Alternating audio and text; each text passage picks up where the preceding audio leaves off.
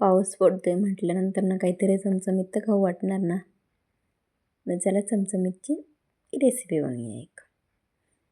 काय करतोय, soybean chilli. Soybean अर्धा 1 तास भिजत घालून पूर्ण नितळून त्याच्यात ना कॉर्नफ्लावर, थोडासा मैदा, आलं लसूण पेस्ट, मीठ, त्याच्यानंतर लाल तिखट सगळं घालून आहे ना पीठ लावून मस्तपैकी मुरत ठेवले आणि थोडं दही घातलेलं आहे, मॅरिनेट करून ठेवलं आहे. आता ना त्याची थोडीशी ग्रेव्ही बनवायला लागते ना, मग त्याच्यासाठी ना थोडे मोठ्या मोठ्या आकारात आहे ना कांदे कापून घेतलेले.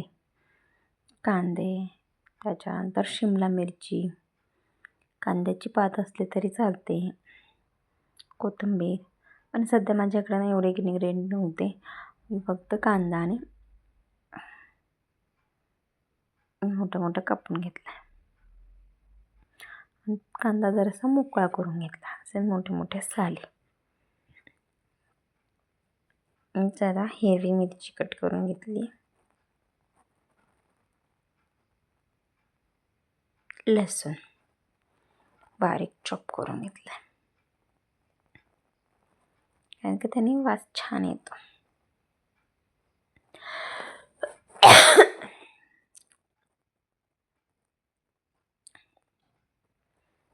छोटे तुकडे करून घेतले आणि ना हे असं करून बेसिक सगळं तयारी करून घेतल्या ना, पण मेन काय असतं ना ते बनवायला वेळ लागत नाही. तर सगळे इन्ग्रेडियंट करून ते ना रेड चिली सॉस आहे, सोया सॉस आहे, टोमॅटो कॅचअप आहे. त्याच्यावर रेड चिली सॉसच्या ऐवजी आपण आहे ना ते आपली शेजवान चटणी असते ना रेडवाली, ती वापरली तरी चालते. आता थोडंसं कॉर्नफ्लावरची स्लरी तयार करून घेतलेली पाणी टाकून.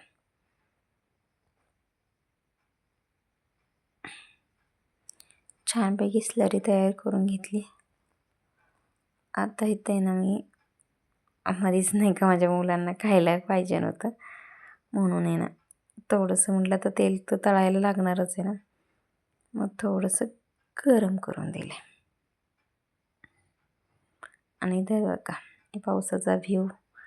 आता एवढे पावसात सुद्धा ते धनगरांची माणसं वाडा घेऊन चाललेले आहेत. आता कुठं जातात कुठं नाही देव जाणे. आपल्याला घरात बसून पाऊस लागतो, पण ह्यांचं पण आहेच आहे ना जीवन. सगळ्यांचं जीवन सारखं नसतं. चला मग बनवूया पुढची प्रोसेस. थोडंसं तेल टाकलं आणि चॉप केलेला लसूण टाकलेला आहे. छान असं तडतडायला लागलं ना, छान तडतडायला लागला. त्याच्यात मग कांदा आणि कट केलेली छोटीशी मिरची टाकलेली. माझ्याकडे आता एवढेच सध्या इन्ग्रेडियंट होते. माझ्याकडं ना कॅप्सिकम असं काहीच नव्हतं, पण सोयाबीन चिल्ली खायची होती, पण म्हटलं आहे त्याच्यात चालते. तेवढे कांदा फ्राय करून घेतला छान लालसर रंग होईपर्यंत. त्याच्यात लाल तिखट टाकलं, जरासं लाल तिखट, जरासं सोया सॉस,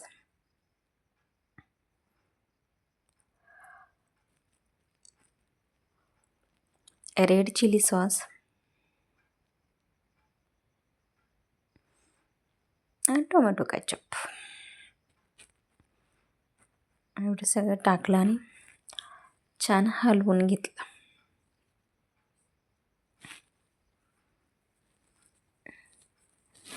छान हलवून घेतल्याच्यानंतर आहे ना त्याच्यात थोडंसं मीठ, कारण की ऑलरेडी मीठ असतं सगळ्या इन्ग्रेडियंटमध्ये, त्याच्यामुळे मीठ जरा टाकताना बेताना टाकायचं.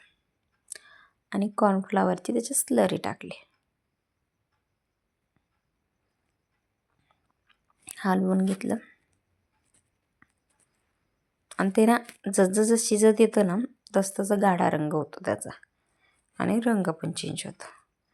आता ही मॅरिनेट करून ठेवलेली सोयाबीन ना कडकडीत तेल तापून घेतलं. एक रंग चेंज व्हायला लागला आणि स्लरी पण घट्ट व्हायला लागली. त्याच्या कडकडीत तेल तापून मग बॅचेस वाईज त्याच्यात तळून घेतलेले. कुरकुरीत होईपर्यंत छान तळून घ्यायचं.